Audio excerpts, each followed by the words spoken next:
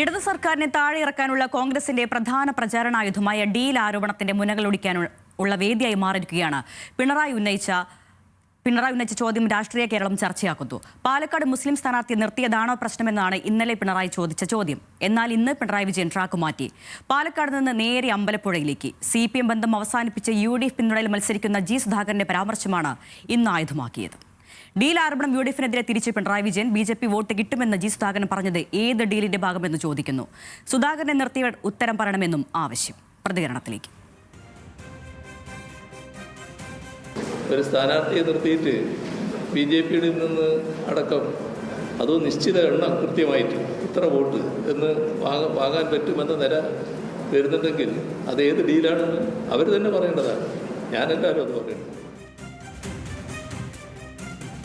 Deal വിവാദങ്ങളെ ED കേസിനെ മുൻനിർത്തി ശക്തിപ്പെടുത്താനാണ് പ്രതിപക്ഷ നേതാക്കളുടെ തീരുമാനം.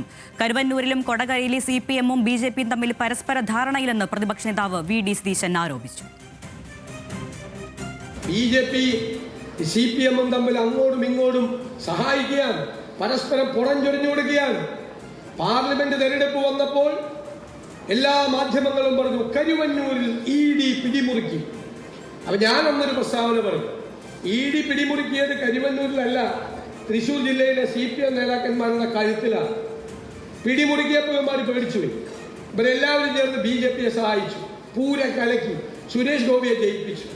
അതിന് പകരം കരുവന്നൂരിലെ സഹായിച്ചു കൊടുത്തു. പകരം കൊടകര കുഴൽപ്പണ കേസിൽ BJP നേതാക്കന്മാരെ കേരളത്തിലെ പോലീസിന് സഹായിച്ചു കൊടുത്തു. ഇതൊരു പരസ്പര ധാരണയാണ് ഇവർ തമ്മിൽ. വിവരങ്ങളുമായി അജിത് ബാബു ഉണ്ട്. അജിത്തെ, ഈ തെരഞ്ഞെടുപ്പിൽ ഇടതുപക്ഷത്തിനായി പ്രതിപക്ഷത്തിന്റെ ഏറ്റവും വലിയ ആയുധം ഈ ഡീൽ ആരോപണമാണ്. അത് പാലക്കാട് നിന്ന് വിവിധ മണ്ഡലങ്ങളിലൂടെ ഇങ്ങനെ കടന്നുപോകുന്നു.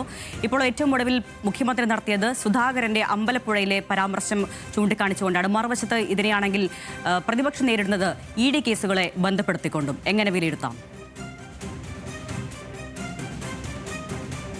അജണ്ട നിശ്ചയിക്കാനുള്ള ശ്രമങ്ങൾ നടക്കുന്നത് UDFിന്റേതായ രീതിയിലുള്ള ശ്രമം ഡീൽ ആരോപണങ്ങളുമായി ബന്ധപ്പെട്ടിട്ടും തുടരുകയാണ്. അതിൽ പ്രധാനമായും ഈ ഏറ്റവും എടുത്തു കാണേണ്ടത് ഈ കൊടകരയുമായി ബന്ധപ്പെട്ട വിഷയവും അതേപോലെ തന്നെ കരുവന്നൂർ വിഷയവും കൂടെ കൂട്ടിച്ചേർത്തുകൊണ്ടാണ് ഈ വിഷയത്തിൽ ഇന്ന് VD സതീശൻ ഉൾപ്പെടെയുള്ളവർ ആരോപണം ഉന്നയിക്കുന്ന പശ്ചാത്തലം ഉണ്ടായത്.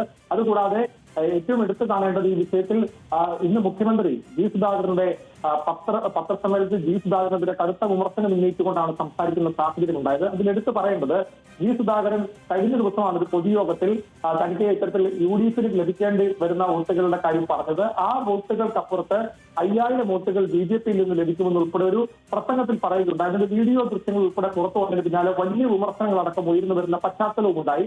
ഏതാണെങ്കിലും ആ വിഷയത്തെ സംസ്ഥാനത്തെ പൊതുരാഷ്ട്രീയത്തിലേക്ക് ഏറ്റവും പ്രധാനമായും ഇത്തരത്തിൽ ചർച്ചാ വിഷയമാക്കുന്ന സമീപനമാണ് സ്വീകരിക്കുന്നത്. ഏതാണെങ്കിലും ഈ വിഷയം സംസ്ഥാനത്തുടനീളം ഉന്നയിക്കാനാണ് CPM തീരുമാനിച്ചിരിക്കുന്നത്. അതോടൊപ്പം തന്നെ ഇക്കാര്യത്തിൽ ശക്തമായ വിമർശനം അടക്കം ഉന്നയിക്കുന്ന സമീപനത്തിലേക്ക് കാര്യങ്ങൾ കടക്കുന്ന രീതിയിലേക്ക് മാറുകയാണ്. സംസ്ഥാനത്തെ പ്രധാനപ്പെട്ട CPM നേതാക്കളെല്ലാം ഇക്കാര്യങ്ങൾ ഉന്നയിക്കാനുള്ള സാധ്യതയാണ് നിൽക്കുന്നത്. അതോടൊപ്പം തന്നെ എടുത്തു പറയേണ്ടത് വരുന്ന ദിവസങ്ങളിൽ കോൺഗ്രസ് ഈ വിഷയത്തെ എങ്ങനെ ടേക്കപ്പ് ചെയ്യുന്നു എന്നതുകൂടി പ്രധാനപ്പെട്ട വിഷയമാണ്.